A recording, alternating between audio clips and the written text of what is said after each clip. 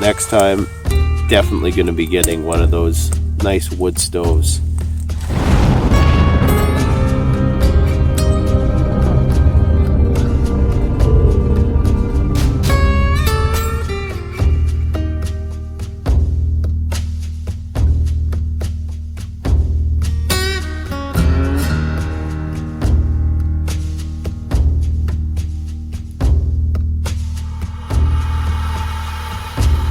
I got out here at about 8 o'clock, maybe 9 o'clock, I can't really remember, but it's already 12:30 and I've only just gotten a nice fire going and put a shelter up, and it's been a constant struggle all day to keep warm and do this. So minus 33 is extreme, man, especially with the wind chill. I know it doesn't look like it, it's sunny out, and the only reason why the camera is working right now is because it's being kept warm by the fire, but I constantly have to heat up my camera equipment in order for it to work, which makes this whole filming business extra problematic.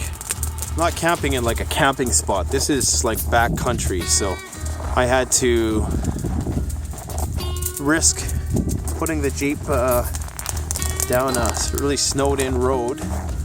And then I had to get through all this bushwhack through it with the monowalker, because I wanted to test out the monowalker in the snow. You know, normally I would have just taken a pulk or a sled, whatever you want to call it, but I figured this time I would try out the monowalker just because I wanted to put it through the winter gauntlet. So I know someone's going to give me some feedback about my shelter, and you know, it was a quick fix, because like I say, it was freaking cold out here today. So what I've basically done here is I finally got a roaring fire going. I've been here for about 12 hours. I mean, I've had the fire going all day, but it kind of died off. I went and did some work, got some wood.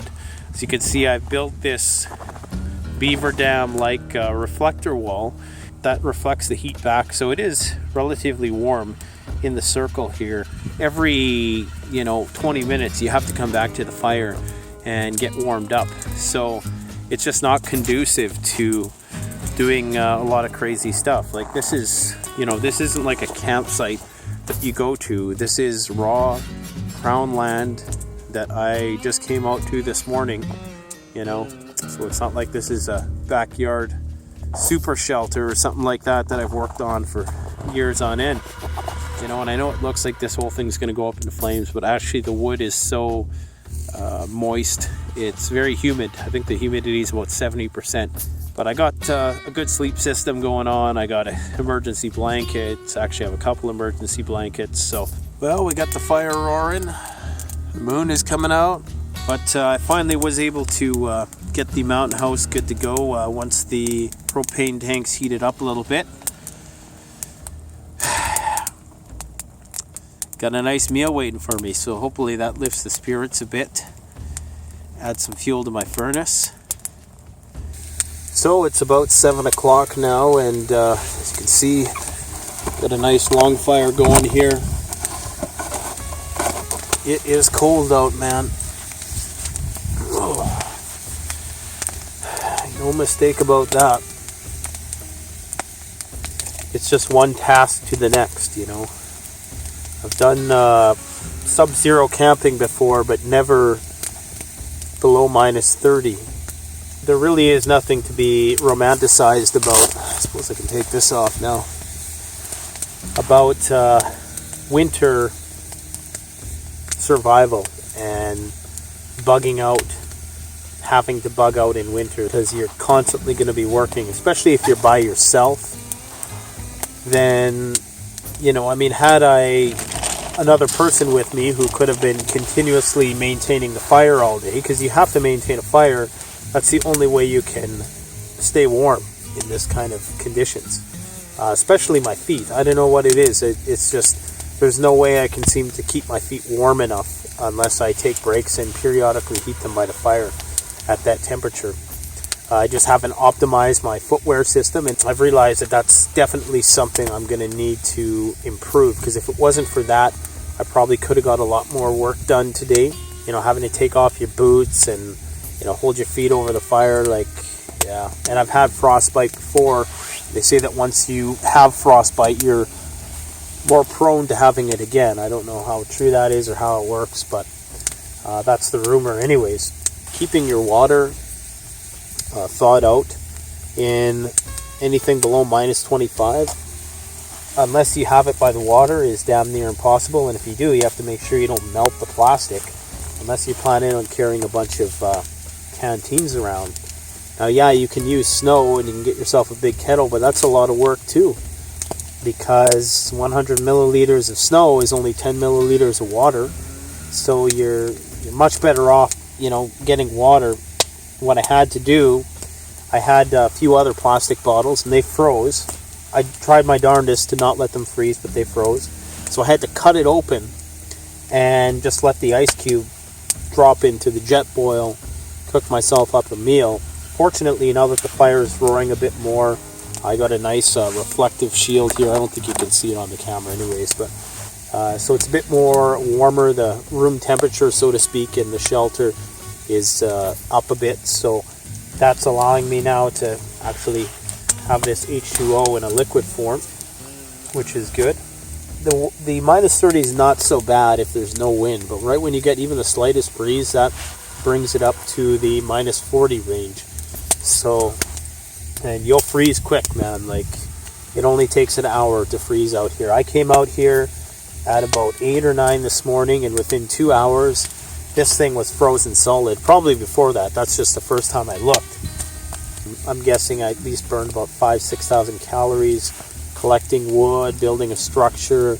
You know, there was a bit of anxiety and franticness to it all because, you know, minus 30, all bets are off, man.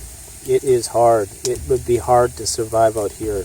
Like I say, once you get a system, once you know, if I decided to come out here and build a shelter in spring or summer and then utilize that shelter, or if I had a hot tent, you know, things like that would make it a lot easier, no doubt. There's methods that I could employ to make this a lot easier. Once you got accustomed to it, everything is relative, so you would get accustomed to it, and eventually, you know, it would become normal for you to, and using the natural materials in order to procure food and stay warm and all that. I guess it would become normal at some point, but I have a lot of technology at my disposal. I mean, I got 7,000 lumen flashlights right here. I got, you know, all the modern food cooking systems, knives, gun, you know, the best saw money can buy. Like, you know, I have all of the toys and the trinkets and all that stuff. And it's still goddamn challenging out here. It takes a bit of getting used to, but you know what? Had I had to do it tomorrow night, I'd be a lot better at it. And had I to do it the next night after that, I'd be doubly better at it. And my efficiency would keep improving. You know, and that's the great thing about doing new things like this, is that, you know, right from the start, that's when you're going to see the most drastic improvement.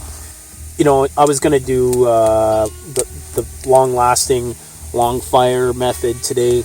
But, you know, in such cold conditions, it's very hard to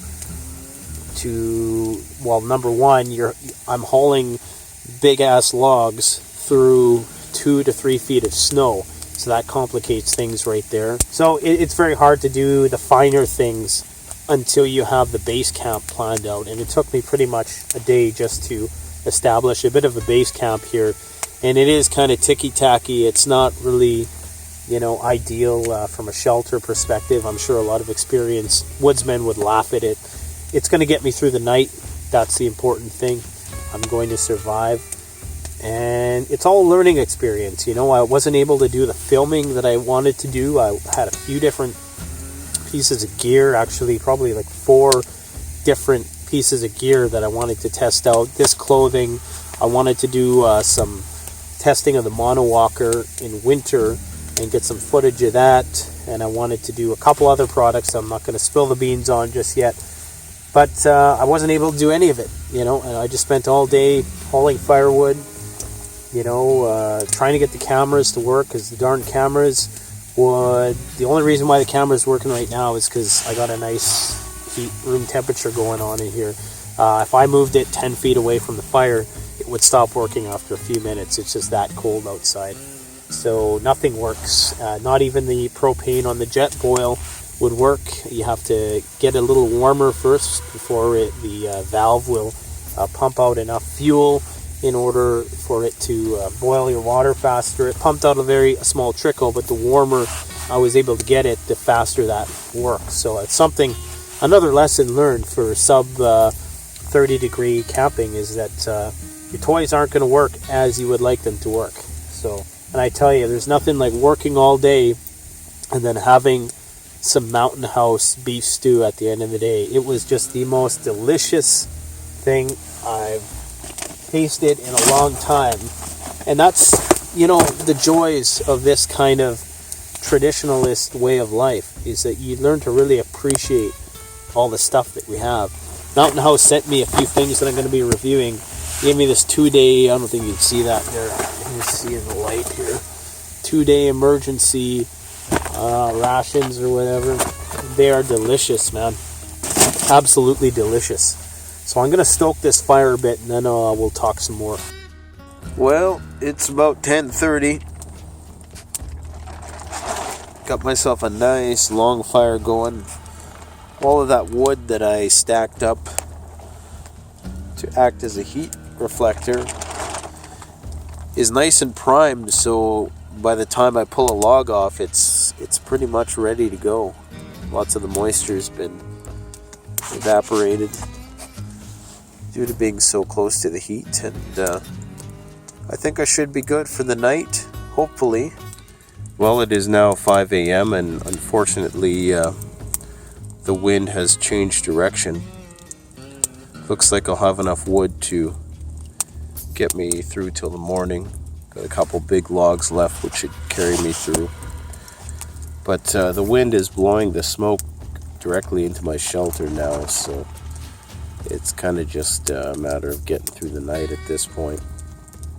But it's been a learning experience, it's been a conditioning experience, and I've been watching YouTube out here, believe it or not, because I got an internet connection. In spite of the fact that this is way out in the boonies, I still got the net.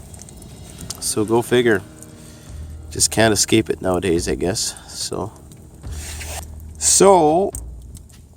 thank you all for joining me throughout this experience. It's been fun. Fire is going very strong. I've got a nice long fire going here.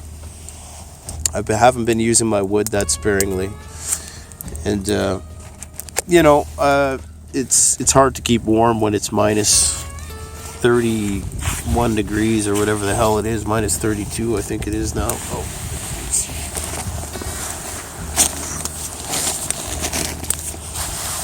See, that's what was happening to me when I would lay down. I would just get wickedly smoked out, and I would wake up. Frickin' sparks on my face. So, needless to say, the night has not been without its share of challenges. I'm sure I'm looking pretty crusty. But by tomorrow, I'll be a stronger person, or today I should say, for having done this without any shelter, really. And but next time, definitely going to be getting one of those nice wood stoves that I see a lot of people using. Thanks for watching Canadian Prepper Out. Check out the Canadian Preppers Network blog, an excellent resource for survivalists and preppers.